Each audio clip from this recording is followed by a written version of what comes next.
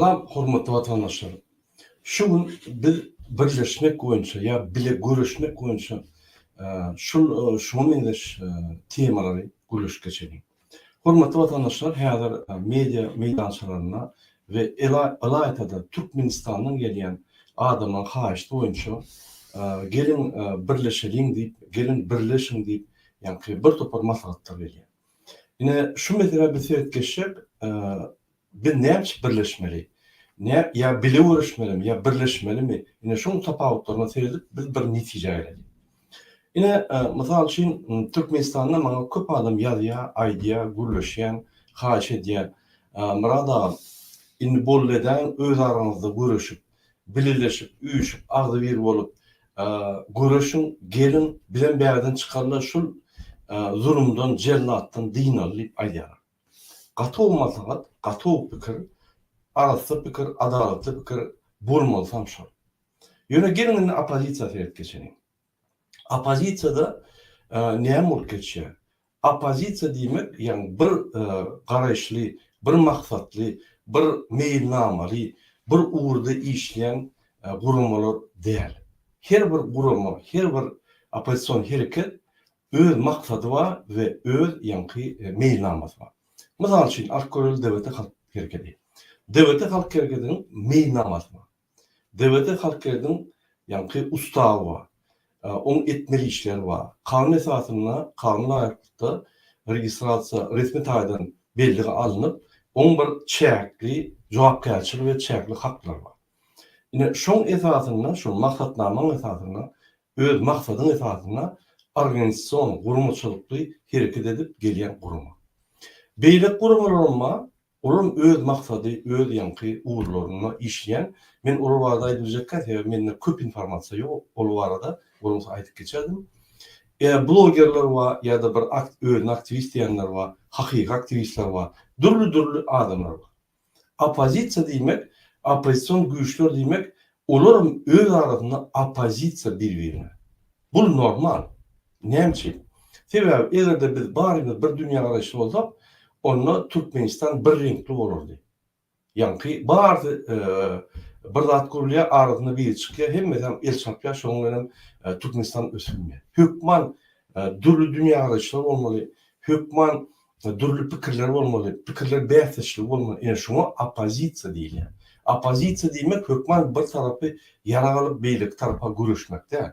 Opozisiýa diýmek şu günkü hökümetiň alyp barýan siyasatyna garşy siyasat. Hökman onu aýyrmaly, muny ýanky ýok etmeli ya tutup basmaly ýandat ýok hökümeti. Ýöne şuňky günü bizim Türkmenistanyň hökümeti başga bir diktator basyp alan, öldürüp gelen we halkyny gyryp duran, konstitusiýany dogry bozup gelýän, günne bozup gelýän bir banditler. Şoň üçin biz olara jenaýatçylar diýär. Jenaýatçylar türmede oturmaly.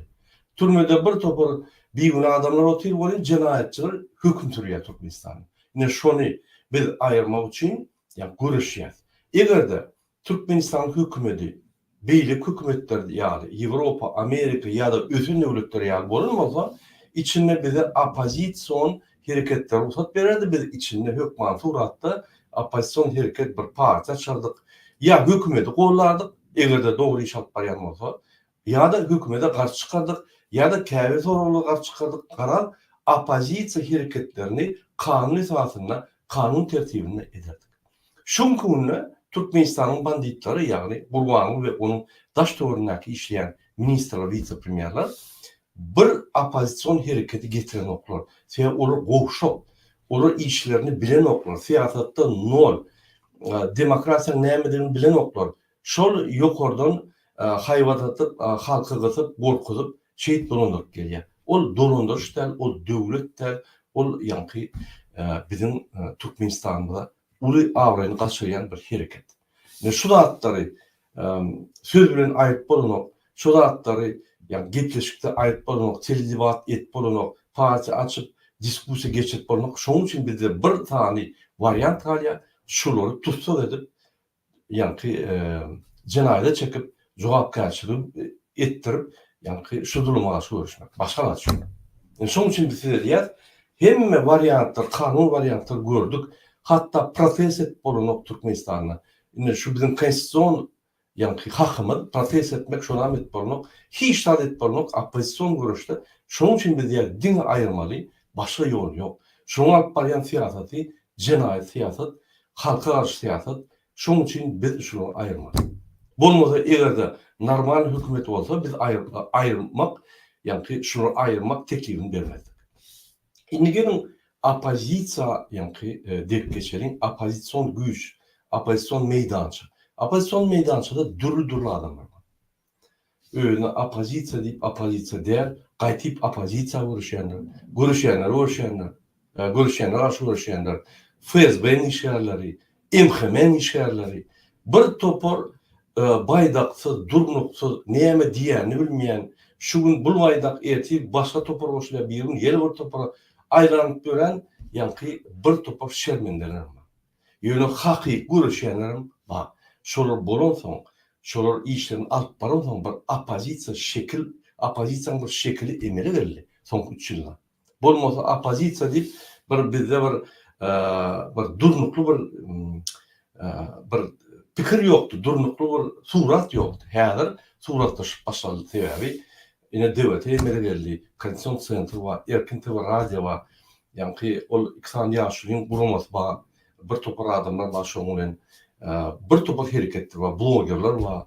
Ine diýeriş Murat Razak ýaly arsa blogerler var, adalatly hakykat alyp barýan olanlar var. Gatowy. Şo bolmasa şol ýa-ni şu ýaly hereketler näçe köp bolsa, şonça opozisiýa güýçli bolýar, şonça hökümetde kim işlese şoňa garşylyk köp bolýar we hökümet gorkup başlaýar sebäbi halk turup hiçat etbilmeýär. Opozisiýony güýçler halka galdyryp hemme dady jip düşündürip şoň ýalňyşlaryny niýe eltýär Türkmenistany hemme dady düşündürip halka galdyryp bilýär. Ine şoň üçin hökümet halktan gorkan ok. Hökümet halkı galdyryp biljek adamlardan gorkar. Ine şonuň üçin şu günne Türkmenistandan gelýän habarlar bir ýylyň dowamyna ine hemme biziň aktivistler haýyş edýär. Murada bir bolly edäňini ýa-ni görüşmän öz araňyzda düşündürüň şolary birleşip, agybyleşip ýa-ni şu zulmy aýralyň, onuň içinde näme etdiň şonu edin diýe. Gaty dogry pikir. Biz alaşýar. Şonuň üçin ine şu ýaly her dürlü adamlar birleşip bolmaýar. Birleşmelen däl. Erti biz parlamentde da bir-birine karşı pikirleri alıp barıp bir-birine karşı medeniyetli kanun zatında görüşmeli ine şoň parlament diýilýär. Bolmasa şunky ýaly parlament gurbany gelse parlamente ýokardan Hudaý düşen ýaly hemmesi el çarşyp ýüzüne seyret bilmän arkadaş şöhrat diýip gyýyp durar. O gerekkä. Oraya etjek bolsak çalışmaly mı? Näme gerek çalışma? Şoň üçin opozisiýa güýçler diýmek olar hem alyp barýan şu gün siýasat alyp barýan hökümete garşy hem öz arasyna garşy. Indi birleşmek diýilýän mesele biz birleşip bilemzok. Her bir hereketin, her bir aktivistin öz maksatlary bar. Hususy, jemgyýet ýa siýasy on tapawy ýok. Şoň üçin görüşip birleşip bolmaýar. Ýöne bir etapda biz görüşde birleşip bilýäris. Ýagny bir ugrda ine şu günne biz näme sebäp Türkmenistanda şu zulmy aýyrmasak, Berdimuhammedow klany ýa-ni kezaplary aýyrmasak, biz Türkmenistanda barma bilmeýär, biz Türkmenistanda hiç demokratiýa bilmeýär, biz Türkmenistany östürip bilmeýär, biz Türkmenistanda täze siýasat ýürüdip bilemzok. Şoň üçin hemme opozisiýon güýçleri bir sany böwet bolup duranda şu zulüm. Ine şu zulüm aýyança bile bir uğurda görüşüp biler. Ine biz şoňa çağırýar. Bir uğurda bile dine esasy zulüme garşy görüşmek. Kimde kim esasy zulüm 99% bir kanunlar bozup gelýär we kanun bozmayan açyk ýalňyşrak hereket edýäne garşy hemmesi görüşýän bolsa, olar zulümi, onlar diktator ýadyndan çykaryp şol şermendelik edip bir-birine aşyr. Ol adamlardan tok ýok, olar adamlar diňe diýen opozisiýany tytratmak bilen. Ol MHM arduwlary. Mümkin MHM işlerler, mümkin aklaklykdan bir soğut. Ne diyelim? Mümkün o dazar keliyali grant alıp berip pul verip bize karşı uğraştırıyor. Bilem yok. Bir topur variantlar var, yani hem variantlar elbet. Inni eğer de birleşmek boyunca yine biz devleti halk hareketi birleşmeyen hüdürlendi yoktu. Ağlı bir görüşmeyen hüdürleyiz. Yani birleştirip bolunu. Biz bir genişi yani demokratik genişi birleştirecek olup şöyle adamları çağırıp şunu dürüttük. Allah'ın oyunlarına düştük. Fezben oyunları. Beyle adamlar gelip oyun edip yani pıtradık gittiler derinleri. Yani genişi gördü olatlar. Şunun için şunkununu demokratik opozisyonu birleştirdik. Kim gidiyor onun için? Flagman, Devlet Halk Hareketi, Erkin TV Radyo, Koordinasyon Center, bir topur aktif görüşen blogerlar. Şimdi bizim aramızda bilen nomenklaturun opozisyonu arasında bir topur aktivistler var. Baydağı şugun yani Kızıl Ertil, Akbirun, Kara düşünüksüz. Nire ertiyeni, neyme uğraşan düşünüksüz. Mümkün olan maksatlar vardır. Yani siyasi maksatlar düşünüksüz.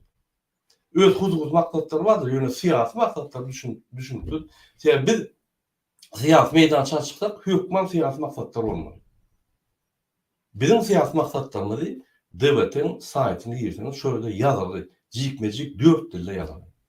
Şimdi, şunun için birleşme bulunup, yönü ağlı bir görüşüp bolya. Yani şunun için biz hemmeleri, nomenklaturun opozisiya olsun, FSB Alamrat agent olsun, Sapar Muradov olsun, ikisi FSB olsun, tapavut yok. Görüşür şu durum arşı. Eğer sizin maksadınız şu olsa, eğer maksadınız şu bolmasa, onunla önkü alı öyle işlerini atmayın. Biz kimin kimdirini katı oğuluyuz. Onu afisarına aydan yok, yani katı oğuluyuz. Şunu anlarsın neyme. Fake ve accountlar açıp, bir de karşı neydi görüşenler karşı neydi görüşenler. Hem medatları biliyoruz. Halkın kaçan göz açılır, kaçan halkın soru yani netice çıkarır, şunu karışıyor. Şimdi, men eğer aydan söylörümü kıyıtkaça açsam ya da cimlesem, biz devleti halk hareketi, Koordinasyon Center, Erkin TV Radyo, biz size birleşmek, yani bile görüşüp, burada görüşmek şartlarını teklif ediyoruz. O neyme şartlar? Yine birinci, 3 tane şart var. Köp şart koyamdı o. Şu şartların altında yine de aydiyan, prezident bolma, kim prezident bolmalı, o da bu da bizim hakkımız yok o vardı gurulma. Şu zulüm ayrılı açık sayılı olur, istediğin adam öz kandidaturasını koyuyor ve şu adam utsa biz şunu boyun eğmeli. Sebebi açık sayılı oldu, uttu, boldu. Kim utsa şu olsun. Yani açık sayılı olmalı. Hiç pripiska falsifikası olmalı. Bütün dünyadan adamı gelmeli. O Rusya'dan, Kazakistan'dan, Özbekistan'dan gelip diktatör devletlerden pripiska olacak gitmelerle nablüdatını gelmeli. Avrupa, Amerika hem pasaportları gelip hem yerde halkın tarafından kontrol edilen uçaklarına urun durup iksan kontrol, halk kontrol ediyor, partinin vekilleri kontrol ediyor ve yani mecnarod nablüdatını kontrol ediyor. Şu neçelli, şu neçelli Türkmenistan'da 90. yılın veya geçirilen sayılarda bir eden mecnarod nablüdatını gelip görünüyor ve tasdiklak görünüyor sayıları. Hem geçirilen sayılar nezakonlu. Onun hiç şeyli nimeti yok. Şunun için şunlardan hiç kim duşan yok, hiç kim şunları çağıran yok. Yine o Pakistan, Kazakistan, Rusya'yalı diktatör devletler çağırıyor. O Erdoğan, onu tapağı yok sen diktatör beylik ol, öyle diktatör. Yani şunun için bir miraboy sivilizasyon girecek olsak, yani bütün devletlerin arasında özümüzü görecek olsak, bir Türkmen halkının yani tarihini yazacak olsak, tarihini yazacak olsak biz şunu buradan. Şunun için demokratik opozisiya size teklif veriyor. 3 tane yani şartı yerine getirmek. Eğer de burada birleşip görüşecek olsak. Birinci teklif ne? Opozisiyada birleşecek adamlar ya da toparlar bir hormat oynuyor. Bu bir karşı görüşmeler. Şol adamlar, şol toparlar, şol aktivistler bir görüşmeler. tankit edip bolur, o hakda gurrum yok. Ýöne töhmet atmalylar. Şahsyna düşmeliler. Onun yan kısaçına, kellesine, ya beýlekli zatlaryna düşmeliler. İşimiz yok. Onun pikiri bilen işimiz yok. Ine şu reali. Töhmetler bolmalylar, bir-birini hormat goýmaly. Ine şu birinji şert. Egerde istenen adam opozisiyon ýa-ni hereketde istenen adam öz başda huzur pikir bolup biler. Ine onun için biz bunu rastrelem etmeliler. Onun için biz bunu seno zulüm diýmeliler. Pikir bolup biler. Ol pikir bize, ýa-ni bizim pikirimize garşan bolup biler. Biz şonu kabul etmeli. Ýöne şol pikiri, ýa-ni argument bilen biz suud etmeli şol pikirini ýalňyşdygyny. Egerde şonu etmesek, ýöne töhmet atyp, ýa-ni garalap dursak, ol pikir däl, ol siýasat hem däl. Şermendeçilik. Şu zatlardan da gitmeli. Biz araslanmaly. Biz opozisiýany moşny, gramatny, akylly, medeniyetli alyp barmaly we bütün dünýä görkezmeli. Eger şu adamlar parlamentde bolarlar. Şu adamlar şu bir-birini ýazyp ekrana goýup, "O, bular beýleken, bular beýleken" diýsen, o siýasat däl. Şermendeçilik. Sen şonu ýazýan näçip ýazýan? Ýazyp bolmy? Iki sany bir adamyň sırly gepleşiklerini ýazyp bolmy? Ýazyp bolmady. Eger inanmaýan bolsaň, gürleşme bilen. Eger provokasiýa diýen bolsaň, ýazyp bilersiň we internete goýup bilersiň. Onda sen ulaka. Eger de sana garşy ýalňyşlyk eden bolsa, ýa sözünde tapylmaýan bolsa, gatnaşma, işleme boldy. Onu çykaryp masgara edip, bunu çykaryp masgara edip, bir-birden hemen çykaryp masgara edip, sen näme galyň? Az birli bolsaň. Sen näme etdiň? Biriniň pikiri garşy bolsa, şonu ýa-ni orta goýup töhmet atyp, näme edip, onu garadyň. Siýasat däl. Men göz aýdym. Käme wagt jygyllaky talkuçkada Türkmenistan Aşgabatyň talkuçkasyna oturun. Şermenni aýarlar meni bagyşlasyn sebebi, ýa-ni bu bir ekspresiýon ýa-da fransuzlar. Hem aýarlar beýle däl, ýöne şolaryň bir topar aktivistlerden akylly. Şolaryň aýdýan zatlaryna mani bar. Şolaryň şermenni bolsa da, ýa bir uğurda gidýär. Şolaryň şermenni bolsa günne baýdaklaryny çarşanok. Şoň üçin men haýyş edýän emmelere bir baýdak saýlan we gidin, bir durun, mert durun, gidin. Bolly. Dewlete şo birinji günden bäri aýdyp gelýär. Gurbanuly, kezzap, bandit, adamlar öldürüp beren adam. Biz onu jenaýetçiň tutup edip basmaly. Bolly. Advokat eline ver, bütün dünýä öküp basmaly we Türkmenistana azat hereketlik, ýa-ni täze syýasy ýol goýup Türkmenistan östürmeli. Deňlik bolmaly. Hem bir prezident bol, şopon bol, kim bolar, minister bol, deňlik bolmaly. Kanunyň öňünde hemmemiz deň bolmaly. Ine ezat maksat. İki sözde diýsem. Indi ikinji soru. Ýa ikinji şert. Bire garşy görüşmeliler. Opozisiýada birleşen adamlar we toporlar diňe ýurt basyp alan zulüm diktator Berdimuhamedowa we onu gollayan ýarlaklara garşy görüşmeli. Egerde bir topor ýa bir aktivist, bir aksiýa edýän bolsa, protest edýän bolsa, biz şonu ýa gollamaly, gollap bilmesek garşy bolmaly. Tebe ol opşy uğurda gidýär. Gyrrak gidýär, çeperek gidýär, ortarak gidýär. Onu hiç il tapawdy. Öz pikir edişine, öz mümkinçiligine göre gidýär. Biz şonu gollamaly. Şoň üçin üniteren bolsaňyz dewlete halk hereketi bir ýerde protest etsek bolýar. Her wagt aýdýar. Ben düşmanyňyz bolsun, şo zulüme garşy görüşýärmi? Gollýar. Üniteren Allah'a rahim hem bir ýerde protest et gördüm, ýok. Ýöne çykyp tankit edip, ýa-ni opozisiýany derbidagan etip barýar. Üç gözek bir gowy çykyş edýär, adamlar ýygnýar, onsoň öz propagandasyny ýöredýär. Bu FSB taktikasy. Şoň üçin şunu ýaly adamlar hiç wagt döwlet östürmez. Diňe bozor durur da bir razvedka işleýär. Sersap bolmaly, hoplu bolmaly. Bular watan dönükleri hakykatdan. Gurbanular başga döwletlerden medal alyp, şol döwlete uly eden hyzmaty üçin medal alyp, ofitsialna döwlet ýolbaşy hökmüne, milli lider hökmüne medallar alyp, watan dönük bolup ýolban, hat şonu görenok. Ine biz opozisiýa şonu düşünürýär. Hiç il haky ýok. Kim bole milli lider bolsa, başga döwletden medal almanyň hiç il haky ýok. Başga döwletler Aleksandr Nevskiň döwlete hyzmat eden üçin döwürüş sepini berenne sen ýa beýleklerden has uly hyzmat etdiňi suwd edýärsiň. Şunu düşünen nokta bu. Akmak da bir medal verse, bir asmanına bir yıldız şoň adyna koysa böküp begenip ağrayan kaldı deyip get gören bir ağaltına şermenine bir samsat. Ola düşünüpdi. Indi birinci şert yeni ýatlady ýani. Birinci şert biz ýa-ni birleşen adamlar ýa topluluklar bire hormat toýmaly we bire garşy görüşmeli. İkinci şert dine Gurbanguly Berdimuhammedow we onuň ýanyna klana garşy görüşmeli.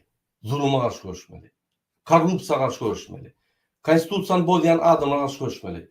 Gurbanguly bolýan ýarlyklara garşy görüşmeli. Bir eger aksiýa ýa bir protest etse, şonu gollamaly. Gollap bilmesen minimum garşy çykmaly. Ine iki sany ýöne köşer. Üçüncü şertem, egerde sen şu şertleri bozsaň, onunla sen görüşeňok, onunla sen az görüşüp adamın gözlerini bağlap, senin hakyky edýän işin ya MHM razvedkasyny işleýän, ya FSB razvedkasyny işleýän, ya da bir sowgatlygyň bilen akmaklygyň bilen sen opozisiýany razuşat edýän, pytra edýän. Ine şu üç tane şert, suwd edýär, kimin kimdigini, kim birleşik bolýar, kim birleşip görüşjek bolýar, kim hakyky görüşüp watan üçin, halk üçin öyle janyny berip bir netije aljak bolýar. Ine ýöneköy şertler. İki tane şert, üçüncü şertem şol iki tane şertler bolmasa suwd edýän şert bolýar. Şu ýaly ýöneköýleşdirip biz özümize jogap bermeli. Biz kime garşy görüşýäs? Biz näme görüşýäs? Şu zatlar bizim opozisiýamyzy östürer, medeniyetleştirer ve opozisiýa teýärde bir talçok berer. Häzir bir topar teklipler we bir topar toparlardan, aktivistlerden murada birleşeli. Birleşip bizim devlet halk hareketine hökman giýmeli diýilýän ýok. Birleşip partner hökmünde sen paralelini görüşüp bilersiň. Haçan sana bir zat bolsa sen tutup alyp gitseler biz hemmemiz galmaly. Farhat Durdiýew ýaly, Farhat Meýmankuliýew ýaly. Farhat Meýmankuliýew devletin dostu däldi. Ýöne devlete da kança görüşýär şoň ykbaly boýunça şoň nimesi boýunça. Onu ýöne ulanyp o Atyma Saparow ýalyklar ulanyp iş edindiler bir ýyllap diňe şonu gurgun edip özü bir gerek proses edinip gollap bir gerek şonu gollanyp gaýtyp maşenik diýip töwüp ine başga bir görüşen gurama resmi taýdan görüşen gurama tökmetler atyp pulunu işläp oraya aktivist gerekkä onu çykmaly bol. Sebebi bir de garşy görüşmeli bize hiç tolk yok, biz ignore edýäs onun sebebi ne siýasaty var, ne on bir manily çykyşlary var. Onun üstüne top ýöne şuraya adam bolsa opozisiýanyň renkini çalşýar. Yani şol bize inandırýar. Gelecekte biz özümüz östmeli, siýasatçy bolmaly, medeniyetli pikirlerimizi aýdyp görüşüp öwrenmeli. Erti biz parlamentda öz medeniyetli, çuňur pikir edip, analiz edip, istendik parlamentara jogap berip, istendik ministri ýerine oturup bilmeli, istendik döwlet meşhurna komisiýa bilen başga döwletler beýlik parlamentariýa bilen, ýa Ýewropa parlamentariýa bilen, ýa Amerikaň ýa-da başga döwletler bilen gidişmeli, Türkmenistanyň behbidini gormaly. Şu ýoly etmeli. Devlet halk hareketi, Erkin TV radio, Konzum Center we bir topar blogerler diýilişden başlap, Razakowdan başlap, beýleki görmeýän aktivistler, Türkmenistanyň aktivistler hemmesi biz şu maksady ýerlerýär. Başga maksady ýok. Biz awra üçin ýa wezi palma üçin görüşendik. Biz şunkuny birinji mesele zulum aýryp halka dağıtılıp çıkarmak. Hemme vizalar aýryp bütün döwlet dünýäde Türkmenistan vizası gidip gelir ýaly etjek bolýar. Hemme ýerde. Türkmenistan hatta Ýewropa vizası bak gelmeli ýaly etjek bolýar. Türkmenistan döwletini bütün dünýä açjak bolýar. Türkmen öz döwüşini açyp içinde daşyna ýörer ýaly gezdirecek bolýar. Bir ýerde Türkmenistanyň bir zat bolsa, pasolstwo, konsul ýygynyň ylgap onu türmeye basmak üçin näl, ya tutup ak gitmek üçin näl, kömek etmek üçin alamaly. Hökümet halka hizmet etmeli. Prezidentden başlap. Ine şul ýa-ni konstitusiýanyň şertlerini ýerine ýetirmek üçin biz görüşýär. Hormatly watandaşlar, ine men gysgaça düşündirdim. Belli wagtlarda birleşip bilmez mümkin näse hem biz öz-özümize garşy opozisiýa. Mysal üçin, alyň Iksan ýaşly, Soýunov Iklimov bize garşy. Normal. Bolaýmalam, olaň siýasaty öz siýasaty, bizim öz siýasatymyz, öz maksatlarymyz. Bular deňgelme bir çaknışya, görüşýä ýöne medeniyetli, parlamentariýaly görüşmeli. Töhmet atman, eýle beýle diýmen görüşmeli. Ya biz mysal üçin şu gün kunna Muhammed Düzü bilen biz bile barýar. Ertir öz partiýasyny açyp mümkin bize garşy opozisiýa bolup biler. Normal.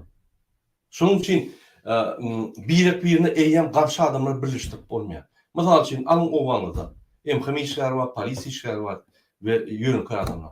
Anhemç bir MHM bilen birleşýär. Olar ýaly hem müýämiz birleşmeli bolsa, gelin arkada bilen birleşelim. Arkada görüşdi.